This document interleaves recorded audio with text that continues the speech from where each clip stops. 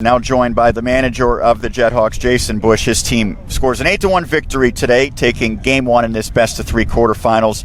You get the first game, that's always a good step, and to do so by using just one pitcher seems like it's going to set you up pretty well, potentially for tomorrow and beyond. How big is that to win Game 1 and only use your one pitcher? Yeah, absolutely, and Logan did such a fine job. I think he only threw 83 pitches or right around in that area, so he was really efficient, even though we didn't help him out a couple times. But it's huge because, we had a heck of a stretch where at one point we played 12 games in 10 days. And so we used a lot of arms, and we used some arms yesterday. We had to play a doubleheader yesterday. So for our guy to be able to come out there, shut the door, give us one guy, and everybody's now kind of falling back into place on their proper rest as we're going forward. So, yeah, getting Game 1 was used, and just being able to use Logue was great.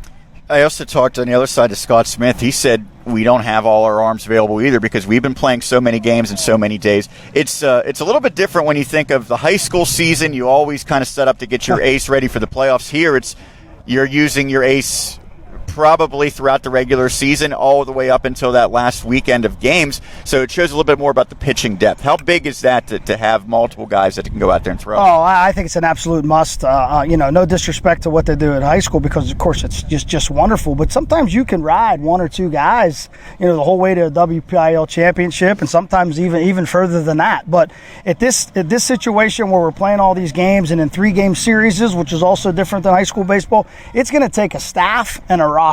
And we're really proud of the fact that, we've got an 18-man roster. We always have an 18-man roster. And we told these guys it was going to take everybody, the entire staff, the entire village, and it really is huge. And like I said, we think we're set up going forward.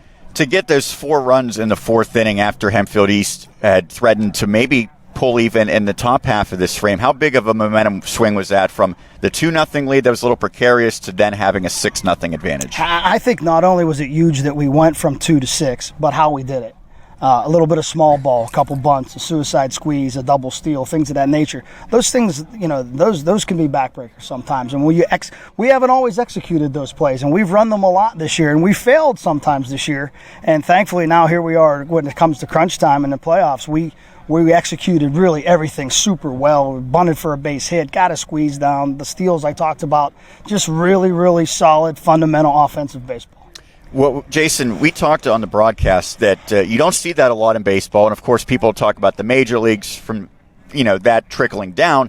The fact that you were able to put the pressure on and at times, quite frankly, confuse the defense, is that something that you've always wanted to do with this team? Absolutely. It's, when you coach a team in baseball, you have to have an identity. And we talk about having an offensive identity. It's really no different than basketball. If you're a zone-oriented team, then you're going to play zone all the time. You're not going to just pick and choose when you play it. You're going to do it.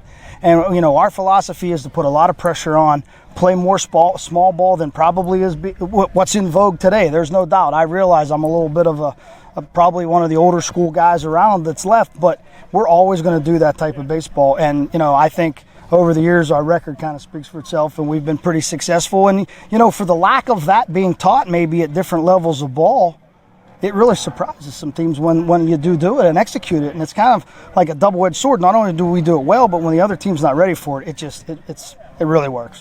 So you have the 1-0 lead, but quite frankly, that really means nothing tomorrow once you take the field again. So what do you need to do to make sure that you win this series in advance? Well, certainly, as much as we've played, we'd love to have a day off. But, we also know that these guys, this is a quality program. It wasn't all that long ago that they were in Illinois playing in a national regional. So we know what kind of programs Coach Smith has, and they're going to come out and they're going to punch us, and we know that. But if we can just do our job, continue to put pressure on them offensively, get another good pitching performance tomorrow, I like our chances to get to the next round. Good stuff. Thank you so much, Coach. All right. Thanks.